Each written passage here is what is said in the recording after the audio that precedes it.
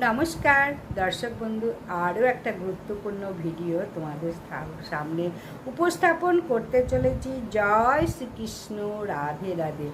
আজ বলবো মহালয়ার পিতৃপক্ষ কবে তর্পণই বা কবে করবে, নানান রকম তর্পণের বিধি নিষেধ, জলদান কেন করা হয়, এই জলদান তর্পণ, পিতৃতর্পণ, দেবতর্পণ, ঋষি তর্পণ, এই বিধি মন্ত্র সমস্ত কিছু চান্দ্রভাদ্র পূর্ণিমা থেকে আশ্বিন মাসে অমাবস্যা থেকে পিতৃপক্ষ এবছর 7ই সেপ্টেম্বর 2025 রবিবার থেকে 21শে সেপ্টেম্বর 2025 মহালয়া অমাবস্যা পর্যন্ত পিতৃপক্ষ থাকবে। এই সময় পিতৃপুরুষেরা পিতৃলোক থেকে জল পিণ্ড গ্রহণ করে মহান আলয় স্বর্গলোক ও ঊর্ধ্বগতি আসে।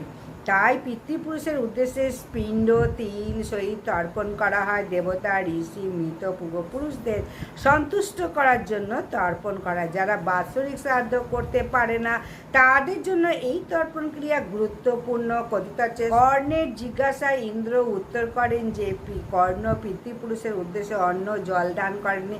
কর্ণ জানায় তার আসল পিতার মাতার পরিচয় সে জেনেছে। সে পূর্ব রাতে পরবর্তী ভাইয়ের হাতে সে তার মৃত্যু হয়। তার অনুরোধে ইন্দ্র তাকে 16 পিতৃপক্ষে অবশ্যই আমিষ আহার ভোজন করতে হবে এবং যদি কেউ শ্রাদ্ধ পর্যন্ত সৎ কার্য না করে সুচিতা রক্ষা করা বিধেয়। পিতৃপুরুষের মঙ্গলা কামনায় শুদ্ধ ব্রাহ্মণ বৈষ্ণব সেবা দান করো। পিতৃপুরুষের উদ্দেশ্যে মৃত পাত্রে কৃষ্ণপ্রসাদ প্রদান। ছাদে পুকুরে যাতে কাক গ্রহণ করে সেই ভগবানকে নিবেদন করবে। আলাদা মাটির পাত্রে ছাদে বা পুকুর পাড়ে এটাকে দেবে। এই মানে শুদ্ধ ব্রাহ্মণকে সহযোগিতা নিয়ে এটা করবে। পিতৃপুরুষের কল্যাণে ভগবানের উদ্দেশ্যে বিশেষ পূজা প্রার্থনা করবে। গয়া, বারাণসী, নবদ্বীপ, মায়াপুর, গঙ্গায় পিণ্ডদান তর্পণ। বেশি বেশি হরিনাম জপ করো। শ্রীমদ্ ভগবদ্ গীতা যথাযথ অধ্যয়ন করো। তারপরে গাভী মাতার সেবা পরিচর্যা করো। যে কোনো পবিত্র নদীতে তর্পণ করো। মহালয়ার দিন, মহালয়ার আগের দিনকে অত্যন্ত মাহাত্ম্যপূর্ণ। তবে এই 15 দিনের মধ্যেও যে কোনো দিন তর্পণ করতে পারো। তর্পণের ক্ষেত্রে বৃষ্টি ব্যতীত বৃষ্টির জল নদীতে মিশে গেলে সেই সময় নয়। পিতা জীবিত থাকলে তর্পণ কিন্তু ভুলেও করবে না।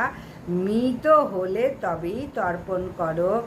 তাহলে অবশ্যই মাথায় রাখো, বিষ্ণুদেবের উদ্দেশ্যে যে তর্পণ করবে সেটা করা যায়। মহালয়া বা পিতৃপক্ষের যে তর্পণ, পিতা জীবিত রয়েছে তাদের কোনো তর্পণ করা উচিত না। তাই তর্পণের বিধি নিয়ম মন্ত্র কি? স্নাঙ্গ তর্পণ, স্নানের পর করতে হয়। স্নানের শেষে পূর্ব মুখে হাত জোড় করে আচমন করতে হবে। অং তদ্বিষ্ণু পরং পদং সদা পশ্যন্তি সুরাদি